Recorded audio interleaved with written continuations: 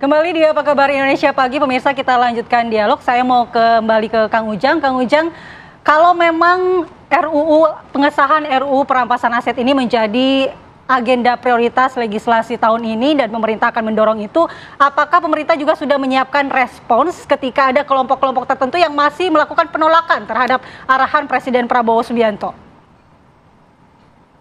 Ya, tentu semuanya harus diajak dialog ya, diajak berdiskusi. Karena ini penting bagi Indonesia, penting bagi rakyat Indonesia. Oleh karena itu, semuanya harus berjalan dengan smooth dan dipastikan bahwa apa yang menjadi janji dan komitmen Bapak Presiden itu bisa direalisasikan. Kami sering membahas rancangan undang-undang tersebut, tetapi memang ada usaha-usaha, ada upaya-upaya agar undang-undang tersebut dibelokkan dan tidak direalisasikan. Jadi ada keinginan itu. Kami bahkan diskusi di banyak tempat, ada yang ingin mengkerdilkan pasal-pasalnya. Jadi pasal-pasalnya itu ya ingin isinya itu ya, kamuflase gitu, tidak ada perampasan aset dan lain sebagainya. Itu sudah mulai. Bahkan sudah ada upaya juga yang besar, yang masif untuk bahwa undang-undang perampasan aset tidak dieksekusi. Oleh karena itu ini menjadi komitmen Bapak Presiden, komitmen kita bersama, Bang Saud, Bang Saur, gitu, Mbak Mala, Bang Philip, dan seluruh rakyat Indonesia, kita kawal bersama. Kita harus bekerja bersama. Tidak mungkin pemerintah bekerja dengan sendirian. Butuh dukungan dari seluruh komponen bangsa. Oleh karena itu, dengan step pidato Bapak Presiden yang luar biasa tersebut, oleh karena itu kami yakin apa yang menjadi cita-cita Bapak Presiden untuk memberantas korupsi itu betul-betul direalisasikan. Salah satu pintu masuknya adalah dengan membahas dan mengesahkan rancangan undang-undang perampasan aset tersebut. Baik. Kita ke Bang Saud. Bang Saud, kalau kata Kang Ujang, memang masih ada loh pihak-pihak yang mau mengkerdilkan isi dari pasal-pasal RUU ini. Nah, kalau dari Bang Saud sendiri melihatnya seperti apa? Adakah klausul-klausul yang memang harus hati-hati nih dikawal di RUU perampasan aset ini? Iya, jadi yang paling penting gini deh. Naskah akademiknya itu udah selesai dari sejak 2003, ya kan? Tertunda berapa tahun. Demikian juga pasal-pasalnya. Memang di tataran akademik orang ribut soal common law, civil law. Aduh, hari ini bicara civil law, common law gitu ya. Apa ya itu kan? yang membedakan prinsip hukum kita gitu loh. Okay. Ya, itu kan apa yang bertentangan dengan prinsip itu? Itu sebenarnya konflik of interest, lebih kepada gitu. Makanya saya bilang, Pak Prabowo katakan, gua mau ya akhir Juni ini selesai. Jadi itu. Tinggal bikin time frame. Nanti kelihatan siapa yang ngaco. Gua mau akhir Juni atau akhir bulan ini bila perlu. Konsepnya udah selesai. Nggak usah berkutat lagi dengan konsep ya. Tapi kita nggak bicara konsep lagi. Udah ada semua naskah akademik udah beres, pasal-pasalnya apa. Kalau mau filosofi berdebat silakan kita panggil lagi sebentar. Karena naskah akademik udah selesai itu berarti di tataran perguruan tinggi udah selesai. Tinggal political will-nya. Sekarang political will-nya jelas. Presiden message-nya secepatnya. Nih rakyat gua menderita karena korupsi semua nih. Jelas dong. Iya kan? Coba aja PHK itu kan karena kaitan daya saing. Daya saing itu karena suap. Iya nggak? Indeks persepsi korupsi kita 37. 37 itu kan itu daya saing. Terus perizinan. Semua itu kan susah gitu ya kan. Terus kemudian pajak. Ya kan, rakyatnya ditekan, ya kan, juga demikian usahawannya. Jadi artinya pesannya udah jelas, ini semua karena korupsi, dan korupsi harus dikembalikan, yang diambil itu kemudian dikembalikan ke negara. Jadi sesederhana kita bikin time frame, nanti kelihatan siapa yang ngaco. Ya kan, saya mau akhir Juni ini ya.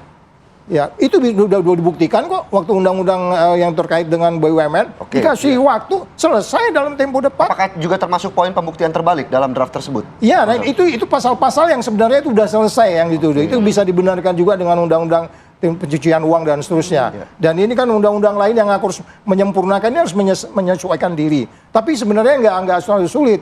Karena kalau kita kembali kepada prinsip-prinsip yang sudah diterapkan di negara.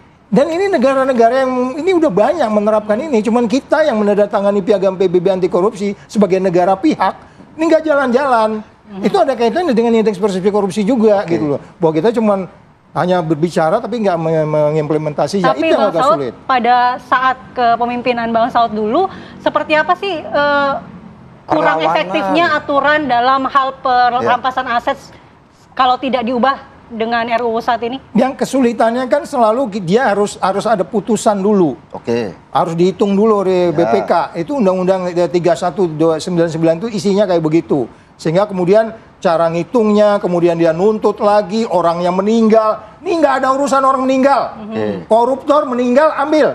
Itu kadang-kadang kan karena meninggal nggak diadili itu. Nggak bisa, nggak ada alasan lagi kayak begitu-begitu. Jadi kalau meninggal gimana? Udah ngambil, nggak bisa diadili.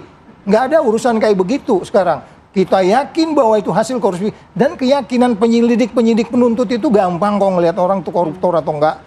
Jadi inilah makanya kenapa mainstreamnya secara internasional PBB mengisyaratkan dalam satu pasalnya di bagian PBB itu mengatakan, nih gunakan NCBAF ini. Ya, non-compensation based asset forfeiture. Jadi kamu ambil tanpa proses pengadilan. Iya kan? Itu sesuatu yang harus kita kirimkan pesan itu. Negara-negara lain sudah menjalankan itu gitu. Tapi memang nanti ini yang kita harapkan tidak ada yang disebut sebagai konflik of interest. Ya. Nah, ini tantangan lagi. Karena ini ketika ini kemudian kita tetapkan menjadi sebuah, ini negara luar akan melihat, Indonesia udah confidence. Benar-benar serius untuk kita udah harus korupsi. masuk kita harus masuk ke Indonesia nih. Di sana udah yakin kok. Kita nggak ada yang akan berpengaruh terhadap pemberantasan korupsi gitu kayak gitu. Bang Saur. Ya. Sebenarnya gampang, tapi ruwet perlawanannya. Iya. Gimana tuh? Karena memang itu yang dibilang Pak Saud tadi, berarti korban daripada andekan RUU perampasan aset ini diundangkan, barangkali selama ini adalah yang tadi Pak Presiden bilang, di sekitar daripada yang pejabat, kemudian anggota DPR atau parlemen, sehingga kemudian itu jadi sulit. Seperti dibilang Pak Saud. Katakanlah RUU TNI kemarin itu Pak Saud, cuma 2 minggu selesai. Iya toh, dulu waktu revisi undang-undang KPK itu hanya 10 hari selesai. Bayangkan itu undang-undang KPK, apalagi ini bulan tahun 2003 sudah ada. Berarti kan kita benchmarkingnya kan sudah ada negara-negara yang tadi meratifikasi yang Pak Saud bilang. Artinya adalah pasti tidak jauh dengan apa yang telah diberlakukan di negara-negara yang telah menjadi anggota PBB yang anti korupsi itu, Mas Philip. Nah, oleh karena itu menurut saya problemnya adalah political will dari pemerintah sudah jelas. Karena saya kira ini kesekian puluh kali lah saya katakan Presiden. Di setiap ada momentum, dia bicara itu dengan greget. Coba bayangkan dibuka kaosnya dilempar. Minta balik aja. Itu adalah sebagai minta maaf ini Philip. Presiden itu sudah menghilangkan katanya sebagai presiden. Ya maksud saya adalah yang dia nggak lagi memikirkan dia presiden. Gitu, iya, dia nggak lagi udah take care minta maaf, padahal presiden kan sudah gemuk begitu. Dia keluarkan karena gregetnya, dia tidak lagi memikirkan wibawanya presiden, kecuali korupsi ini bisa bersih. Negara ini saya pengen jadi bapaknya kaum buruh, saya mau bapaknya kaum petani, saya mau bapaknya kaum nelayan. Adalah representasi yang tidak menikmati adalah keuntungan negara sesuai perintah daripada konstitusi. Pak Presiden ngutip Pak Saud, dia bilang, saya sudah belajar, konstitusi mengatakan semua kekayaan alam kemudian yang ada di dalamnya dikuasai negara untuk kesejahteraan masyarakat. Jadi dikuasai negara, dikelola oleh negara. Dan kalau sampai ada orang kemudian meraih sebanyak mungkin, saya sudah ketemu dengan pimpinan Mahkamah Agung. Saya sudah tahu. Artinya presiden tidak lagi ini main-main, sangat serius bagaimana supaya aset-aset kekayaan kita ini tidak hanya di tangan-tangan para koruptor, tapi bisa diambil untuk kesejahteraan buruh. Karena dia buat juga satu dewan bagaimana mensejahterakan buruh, bahkan yang menggetik kita, dia berjanji mungkin outsourcing akan ditata ulang. Coba bayangkan di mana sebelumnya political will sebelumnya adalah tidak berpihak kepada orang-orang kecil, tetapi dia betul-betul berpihak. Lihat kemarin itu, begitu ada utang-utang UKM, dia hapus, ya kan? Kemudian tukang ojek, presiden secara serius itu, terlepas memang katakanlah kemampuan untuk memberikan THR kepada para tukang ojek. Saya lihat presiden kita bagaimana keberpihakan kepada orang kecil. Dan dugaan saya itulah tugas utama daripada seorang pemimpin negara, karena dia tidak punya hak akses to justice. Oke, Bang Saur, mungkin terakhir ya, bahwa Kang Ujang juga tadi sudah menjelaskan, ini yang bisa mendukung dari Presiden Prabowo Subianto adalah masyarakat. Selaku pegiat anti korupsi, bagaimana akan mengawal impian dari Presiden Prabowo Subianto untuk mengesahkan RUU perampasan aset? Singkat saja, Bang Saur. Iya, jadi kita kan sangat sederhana ini, Kang Ujang. Karena kan kita tahu berapa fraksi di DPR, 9 fraksi. Nah, kalau yang saya tahu 8 fraksi yang secara terbuka, tapi akhirnya seluruh fraksi juga mendukung presiden. Kan kita tahu 560 berapa, 570 berapa. Setiap fraksi ini kita tahu. Rakyat kan tahu, misalnya kita ini yang ngenokongi, fraksi mana yang pokoknya tidak ini? dukung, Komisi 3. kan tinggal begitu. Komisi 3 teman saya itu Habibur Rahman Bib. Gua tahu ini dia adalah pejuang.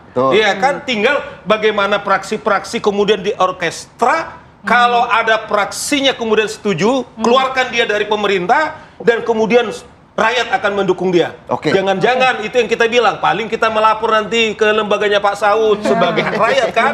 Kenapa ini tidak? Iya kan? Coba diteliti. Kita laporkan mereka ke Dewan Kehormatan DPR. Tidak berlaku ya kita gugatan, banyak sekali gugatan-gugatan. Bisa lucid gugatan masyarakat, bisa juga gugatan-gugatan dari masyarakat. Karena apa?